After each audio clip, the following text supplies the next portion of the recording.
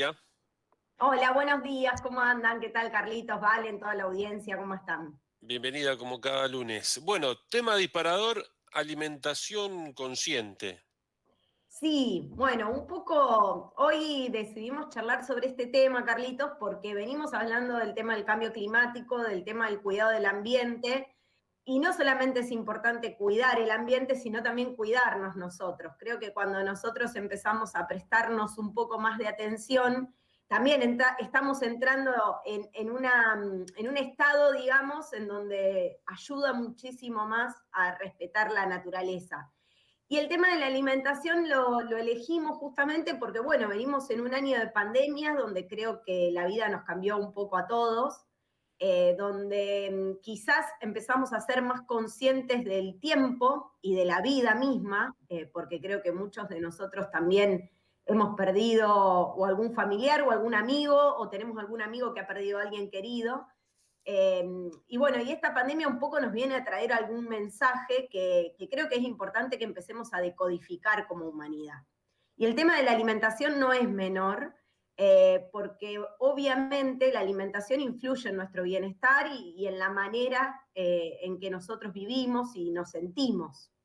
Un poco este título de alimentación consciente tiene que ver con un movimiento que empezó a gestarse y a tomar mayor fuerza en este momento de pandemia, en donde, a ver, no hay alimentación, si bien hay alimentos que pueden producirnos o provocarnos algún tipo de daño y hasta enfermedades, la verdad es que este movimiento lo que empieza a gestar y a tratar de transmitir es que es importante que empecemos a tomar conciencia de esos alimentos, de los horarios, de qué comemos, de qué nos hace bien y de qué nos hace mal. Y en función de eso empezar a tomar otras decisiones diferentes. No solamente habla del tipo de alimentos, sino también de los horarios, de los momentos en que nos alimentamos, porque hay veces que nosotros tenemos preestablecido algunos horarios, ¿viste? Como que tenemos que comer entre las 9:30 y las 10 de la noche. Ah, ¿no es Y así? no, no es así.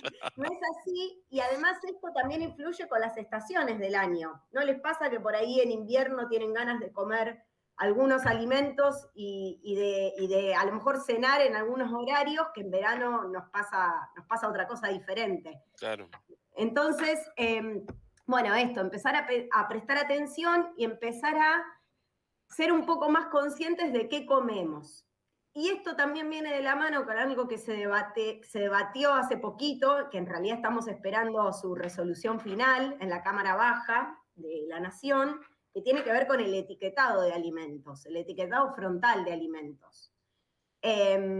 Argentina, porque venimos hablando del tema de la pobreza o el tema de la desigualdad, pero también Argentina tiene números que son bastante alarmantes con respecto, por ejemplo, a los niveles de obesidad y de personas con diabetes. No sé si por ahí alguno de nosotros tiene este registro, pero en Argentina aproximadamente cerca del 62% de las personas tienen sobrepeso u obesidad y aproximadamente el 12,7% padece de diabetes. Entonces, un poco, y tratando de unir estos dos temas, pandemia, tiempos, de qué manera nos alimentamos, qué tiempo nos tomamos para comer, versus qué tipo de alimentos vamos a estar ingiriendo, o por lo menos ser conscientes de lo que estamos comiendo, creo que son dos puntas de un mismo hilo que son importantes que empecemos a comprenderlas y a incorporarlas en nuestra vida cotidiana. Este tema del etiquetado frontal, Carlitos, trajo muchísimo debate y trajo muchísima confrontación con las grandes empresas alimentarias, porque justamente viene a exigir que cada alimento procesado o industrializado, que en líneas generales son los que nuestra vida, así bastante intensa, con los tiempos que llevamos en situaciones normales, no se ven a comprar las cosas preelaboradas y a meterlas en un microondas o a meterlas en una ollita y bueno, y ya estar alimentándonos. Bueno, viene a decir, paremos un minuto, qué tiene este alimento, qué contenido de grasas, qué contenido de sodio, qué contenido de azúcares, y al menos que sepamos lo que estamos comiendo y qué consecuencias puede traer esto en nuestras vidas. Bien. Lo del etiquetado frontal lo veníamos charlando con Alberto Arribas, porque bueno, Un amigo. un amigo. Es importante a la hora de saber lo que consumimos, ¿no? Digo, al margen de que después la gente haga o no caso. De hecho, en los paquetes de cigarrillos, en la parte trasera siempre hay alguna imagen tétrica con alguien terminal, producto de algún tipo de cáncer, que el cigarrillo de hecho se comprobó que produce y la gente sigue fumando, en menor o mayor medida, pero la gente sigue fumando. Acá lo propio, ¿no? Igual con las gaseosas o con cualquier producto, que quede bien en claro que lo que vos consumís es nocivo. Después, bueno, si lo consumís porque te gusta, porque es rico y porque pensás que la vida es una sola, eh, está en cada uno, ¿no? Sí, tal cual. Y creo que esto también, Carlos, viene de la mano un poco con empezar a incorporar otras maneras de alimentarnos, viene un poco de la mano con retomar las prácticas de las que venimos hablando, que tienen que ver con las huertas, con consumir alimentos de estación, con empezar a ver si nosotros pensamos en términos de huella de carbono en esto, en el marco del cambio climático, empezar a consumir lo que tenemos cerca, no aquellos alimentos que quizás viajaron miles de kilómetros y que su huella de carbono por el tema del combustible y de los traslados es mucho más amplia, porque a veces nosotros pensamos que, qué sé yo, consumiendo alguna fruta o alguna verdura estamos de alguna manera contribuyendo a la cuestión ambiental, porque bueno, porque volvemos a repetir, se retoma esto de la práctica, de la siembra,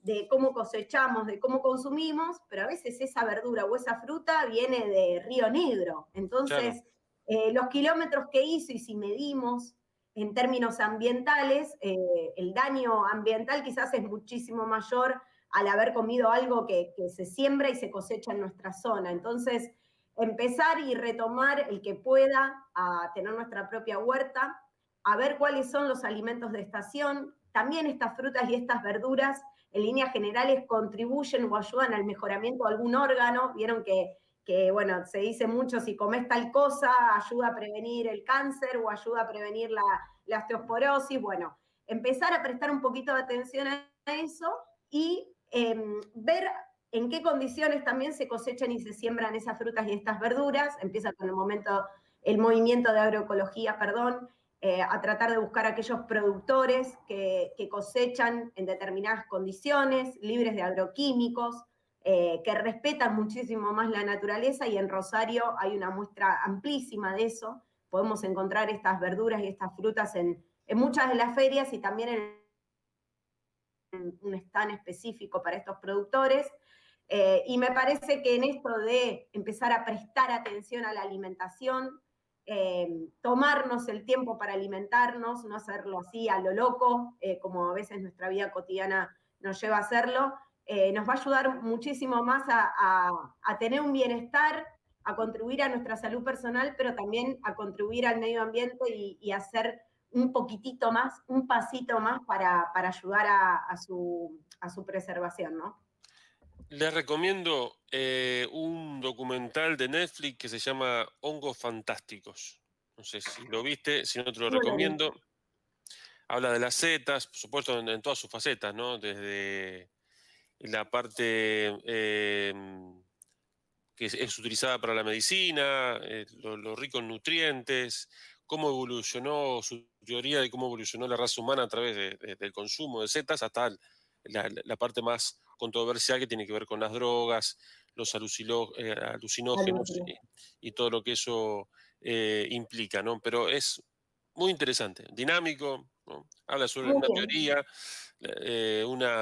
una corriente que por supuesto ahora tiene diferentes ramas, que algunas están vinculadas a las setas o a los hongos como inhibidores, ¿no? Para algún tipo de plaga e incluso para la reproducción de algunas especies mejoradas, ¿no? A través del consumo de setas, la eliminación de las especies, o por ejemplo de un hormiguero, y la reproducción y la reconversión y el nuevo crecimiento de esta colonia, ¿no? La verdad que es interesante para ver.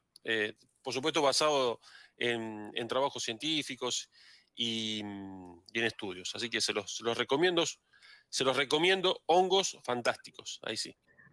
Bueno, Carlitos, esto empieza un poco también a calar en nuestra sociedad, empieza esto que vos decís, empiezan a haber estudios más profundos y de hecho nuestra propia pandemia Ujú, viene de la mano con la alimentación, porque bueno, si claro, bien todavía no sabemos bien el origen o hay distintas sospechas, pero claramente tiene que ver con el contacto entre el humano y un animal que tenía esta cepa y que estaba infectado de alguna manera y bueno, y nosotros lo utilizamos para alimentarnos. Entonces, miren si no es importante empezar a pensar y a prestar atención y también, lo vuelvo a decir, a retomar aquellas prácticas que nuestros abuelos o nuestros bisabuelos trajeron desde sus diferentes lugares de orígenes y tenía que ver con producir sus propios alimentos. Yo sigo claro. recordando a mi abuela criando sus gallinas, teniendo la huerta que tiene 93 años y hasta el día de hoy nosotros en casa tenemos huerta.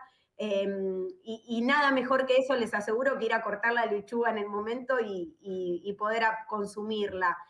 Creo que en esto la humanidad tuvo un parate y que es importante ver cómo vamos a retomar nuestra vida normal, si se quiere, y que algo nos haya dejado de aprendizaje estos años difíciles que venimos pasando de pandemia y que aparentemente vamos a seguir teniendo, con lo cual aprovecho el espacio también para pedirle a la gente que no se relaje, que se cuide, porque bueno, estamos en un momento de que está todo liberado, pero la cepa delta está llegando a Argentina y bueno, y la pandemia no terminó. Ceci, te mando un beso grande, como siempre. Un beso enorme, buena semana, buena jornada para todos. La ingeniera Ceci Mijic, como cada lunes, bueno, buscando, aportando desde este espacio para generar conciencia en lo que tiene que ver con el cuidado de nuestra casa, del medio ambiente, ¿no?